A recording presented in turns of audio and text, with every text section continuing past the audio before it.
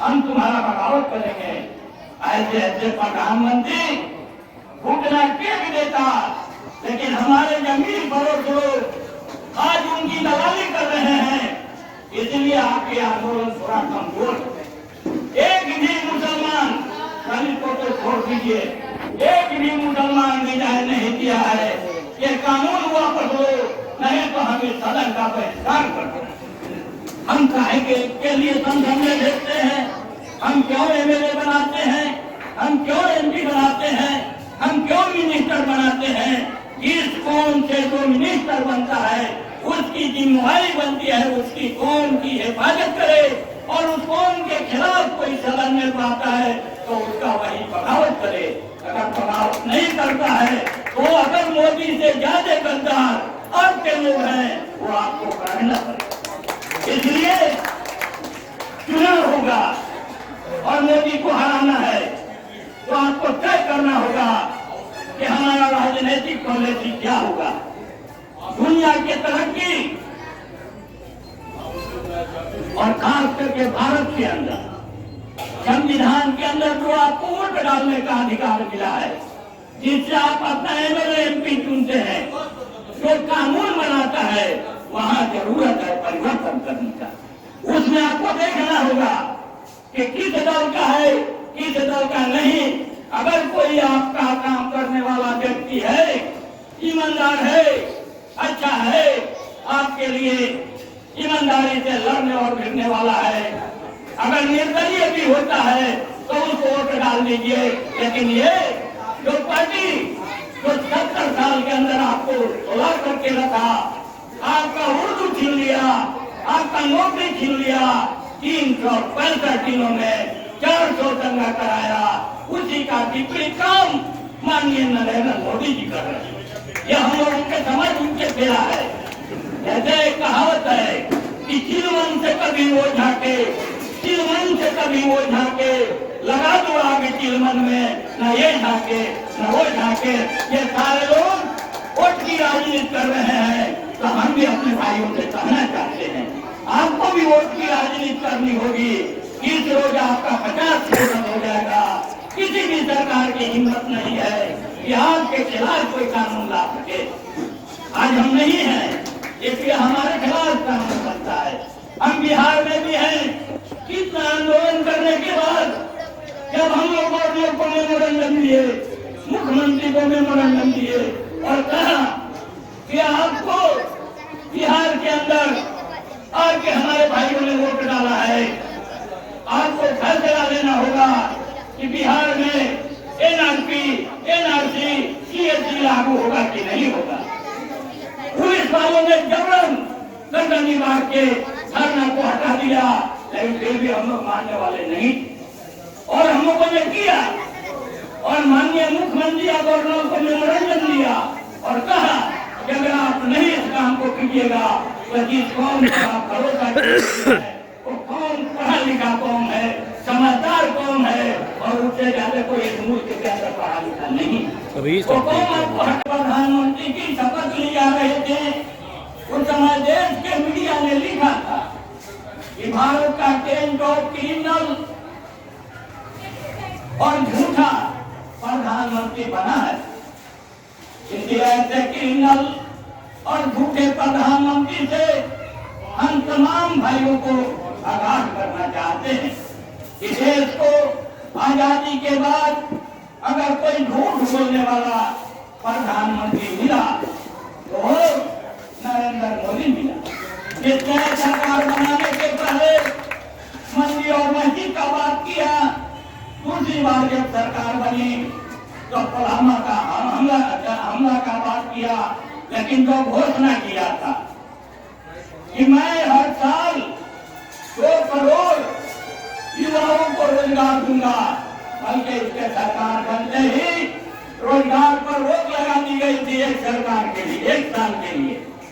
इसने कहा था कि मेरी सरकार बनेगी तो मैं महंगाई को रोकूंगा। महंगाई नहीं रुका, महंगाई आसमान पर चढ़ी। सरकार बनते ही बहुत सारी योजनाएं हो सका, तो ये प्रधानमंत्री अपने कमी को आखिर पारसा बहादुर शाहजफर इस मुल्क के लिए जंग लड़ रहे थे, अंग्रेजों से मुकाबला हो रहा था और अंग्रेजों ने क्या किया, इनके बेटे का सर कलम करके और तख्त में ला करके बहादुर शाह जफर के सामने पेश करता है। बहादुर शाह जफर अपने बेटे के सर देख करके फरमाते हैं अंग्रेजों से कि अगर देश के लिए सैकड़ों मेरा बेटा होता तो मैं कुर्बानी दे देता, लेकिन तुम्हारी गुलामी को कबूल नहीं करता। हम उससे मिजाज के लोग हैं, हम कभी गुलामी कबूल नहीं किया है। इस्लाम का बुनियाद रहा, अल्लाह ने फरमा दिया कि मैंने मोमिनों को जमीन का खलीफा बनाया है और खलीफा इंसाफ करने के लिए होता है, और जो लोग इंसाफ नहीं करते उनके खिलाफ बगावत होता है। तो हम वो लोग हैं, और जो जालिम बादशाह हुकूमत में चला जाता है उसका काम है जुल्म करना, और उस जुल्म को रोकने के लिए हम तमाम लोगों को मुत्तहिद होना चाहिए। रोकेंगे तो आने वाले दिनों में मुसलमान से ज्यादा नुकसान उनको होगा। इसका एग्जाम्पल जब एनआरसी असम में कराया गया तो जो लोग असम में जाकर के बचे थे, सबसे ज्यादा अगर कोई प्रभावित हुआ है तो वहाँ के आदिवासी, दलित और पिछड़ा समाज के लोग हुए हैं। एक भी ब्राह्मण परिवार के लोग एनआरसी में नहीं गए। इसलिए साबित होता है कि एनआरसी ये योजना के तहत माननीय प्रधानमंत्री जी लागू किए हैं कि इस देश के मुसलमानों का जो वोट है इसको खत्म कर दिया जाए। अच्छा, वोट खत्म हो जाएगा, अधिकार छीन लिया जाएगा, तो इस देश के दलित पिछड़ा पर हुकूमत करने में इनको आसानी होगी। आज हम उनके लिए काम कर रहे हैं।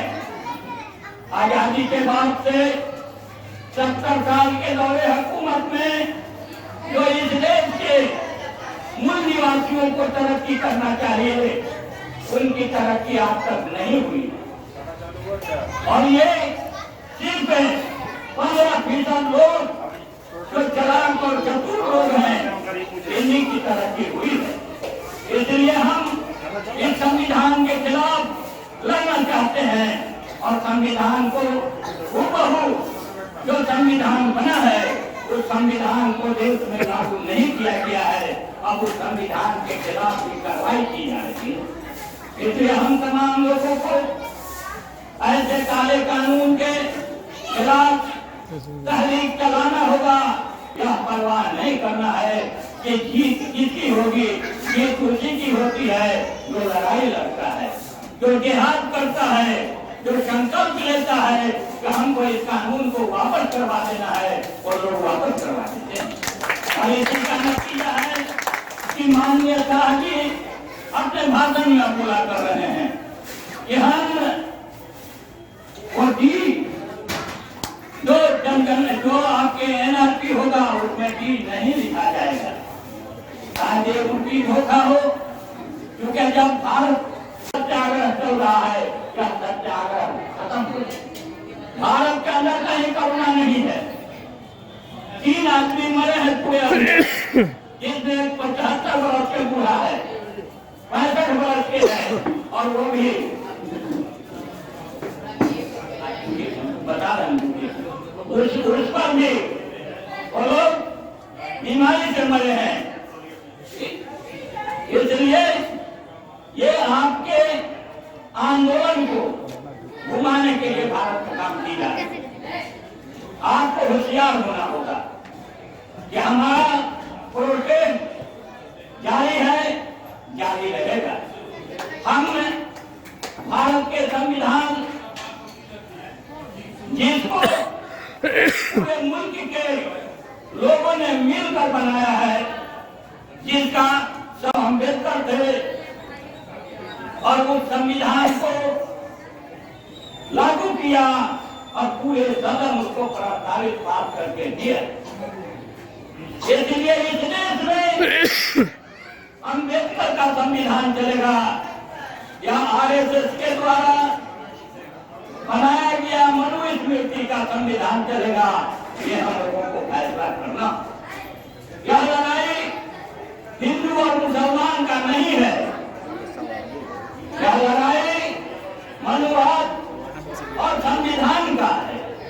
इस मनुवादी व्यवस्था में इस देश के दलित पिछड़ा आदिवासी को अपमानित किया गया, उनको गुलाम बना करके रखा गया।